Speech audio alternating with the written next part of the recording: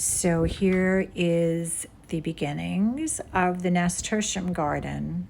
We put all the transplants down yesterday.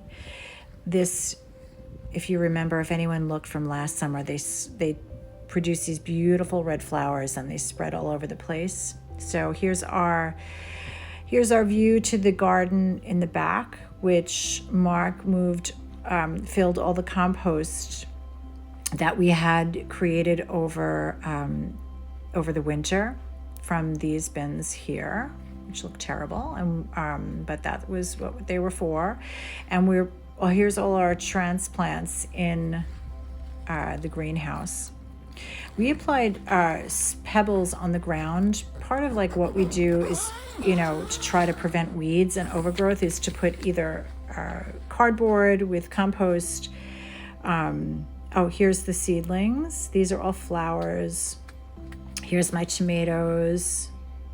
So many different tomatoes. We're going to have three bins of tomatoes this year. So excited. And here I'm going to have some nasturtium hanging in pots. Today I'm going to get out and do some more planting, but the stones keep the weeds from growing too much, from overgrowing. And here we go. Here's our garden. Mark had put the compost in cardboard first, then compost. This keeps the weeds at a minimum. And we're going to have 3 of these are going to be filled with tomatoes. 1 will be turnips and onions, and the rest will be lettuce. And this area here, this mound, has on the bottom cardboard. Then we have composted hay from our neighbor's chicken feed, and then we put bokashi food on top of that, and then covered it with compost. So that's going to be super rich. And I'm going to plant in that one some lettuces. And here's our backyard. Here's how beautiful everything is starting to become green and beautiful. Look at that tree. 2 days ago, I swear to God, 2 days ago, that tree did not have leaves on it. And today it's just magnificent. And it's such a glorious day here today in southern Vermont. And here's our other bed, which I'm going to fill this as much as I can with flowers. I'm really looking forward to having a beautiful flower garden back here this year. We're going to also do some cleaning up of this area and put some flowers in there. And I just planted my first little colossus flowers in these holes. Hopefully they'll get enough sun. I just basically put a stick in, put the seeds in, and covered them up. And we'll see what we get. We'll see what happens.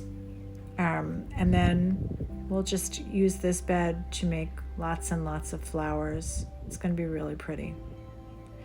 And there's our red barn and our backyard. So happy that things are starting to warm up and be outside. We can be outside and enjoy this beautiful weather.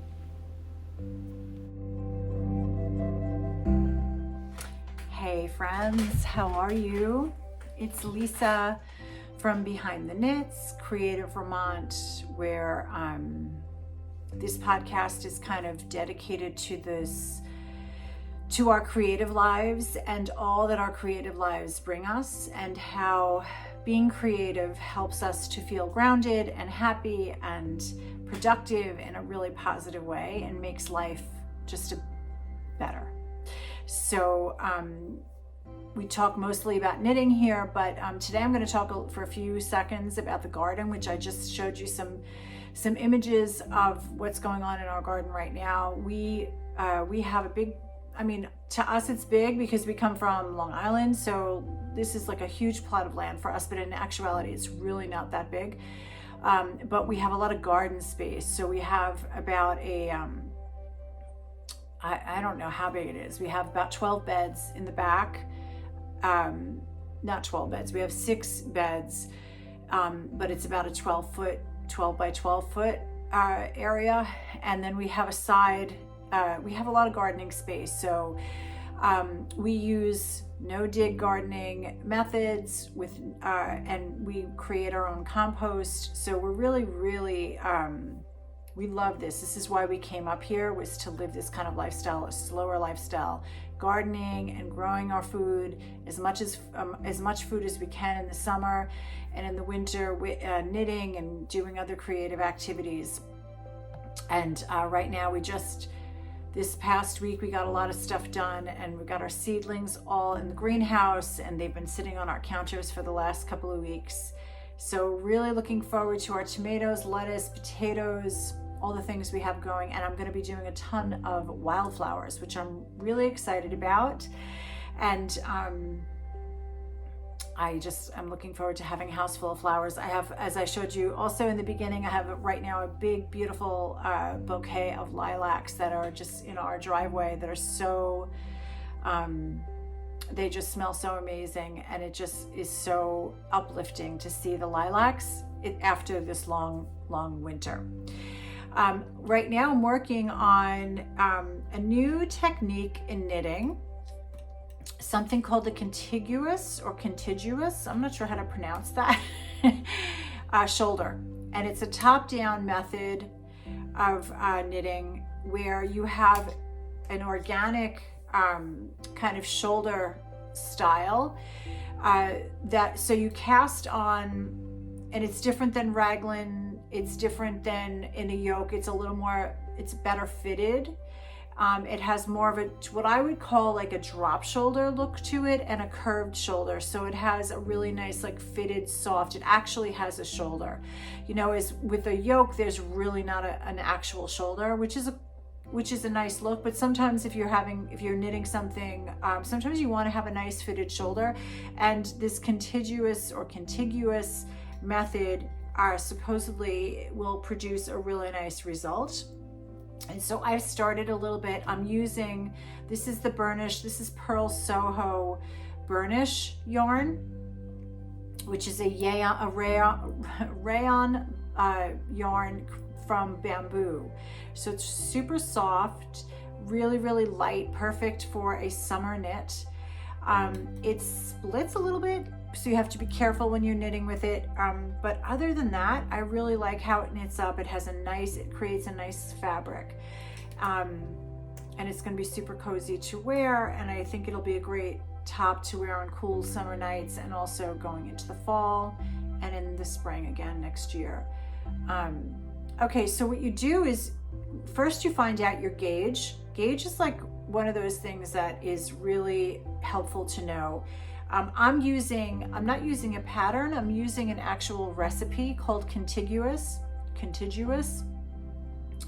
And it's a free pattern or a free recipe. And what she talks about is that you cast on, you figure out your gauge, right? So in my case, it's 6 stitches per inch, and then I have 7 stitches per row gauge. 7 stitches make an inch row wise. So when you know your gauge, you figure out the width or the length of your neck, right? The back of your neck, and then you cast on. So in my case, it's 42 stitches because I wanted mine to be 7 inches across the back of my neck, and then you add on 6 extra stitches, and then you place markers, and you knit and purl back and forth at first before you start up on the round. And so what you have is you're actually creating a seam, that is going to be the width of your shoulders. Okay, and then you're going to create a shoulder, like a little sleeve cap, and then you do the front. Then you attach the front, and you work that back and forth, and then once you have it in the round, you can work it like a normal top-down sweater. So I'm so you have these this is what the increases look like right now. And I'm really kind of excited to try something new like this. It's like summer's a great time. My nails, I was in the garden all day yesterday, so I'm like, my nails are really, really still very dirty. The summer is a really great time to learn new techniques. And if I can get this down, I would really like to, my goal right now with my knitting is, I've done a lot of patterns this past winter and I still love patterns, but my goal is to, I want to become someone who can use a recipe and can transfer patterns to match my particular gauge. Because one of my challenges is trying to match gauge. I have a hard time matching gauge. I'm either a little bit of a loose knitter. I am a loose knitter, so I'm always a little bit, my gauge is always a little bit bigger, and then I have to find then the prescribed gauge for a pattern, and then I have to size down my needles, and it's not always so easy to get gauge. So I like the idea of learning enough about knitting to be able to take my gauge and apply it to a pattern and create a pattern, or have a recipe. Recipes are really, really good. Like the recipe for Elizabeth Zimmerman's yoke sweater. I can do that over and over again. I can basically do that anytime I want to make a yoke or a colorwork sweater. I have a pattern, I have a recipe for that. So now I'd like to have a recipe for a contiguous shoulder sleeve sweater. So yeah, so that's like really fun. I'm going to be working on that. I'll share with you as it goes along. The colors that I'm going to be using, this is the red, it's going to be a Breton kind of sweater with a red block boat neck at the top. And then I'm going to use this color black. I'm going to put fairly large, thick stripes, and it's going to be the red and the black and stripes. So I think that's going to be pretty nice. That I'm using an Isabel Kramer, her sweater called Max. And I'm going to be like kind of modeling it on that. I'm not following her pattern exactly because I'm using contiguous to kind of apply it to that pattern. So that's kind of fun. That's what I'm working on knit-wise right now. We're still painting. As you can see, I have one dark blue windowsill, and I still have one white windowsill. So it's coming along.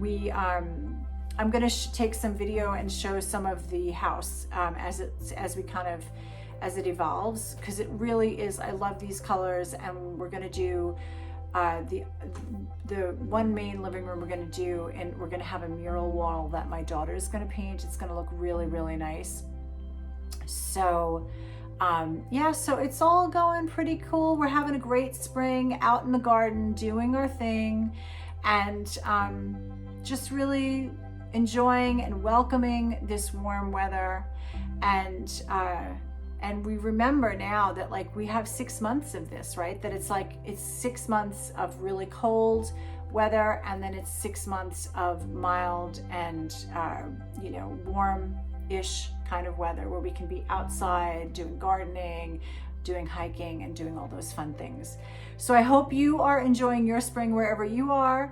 And if you like what you see here, please remember to like, subscribe, comment. I'd love to hear from you. What are you working on this summer? Have you done a contiguous or contiguous? Am I pronouncing it correctly? What's the correct pronunciation? Someone let me know. Have you done this style sweater before? And if so, how has it worked out for you? I'd love to hear. All right, have a great rest of the weekend, and namaste. Bye-bye.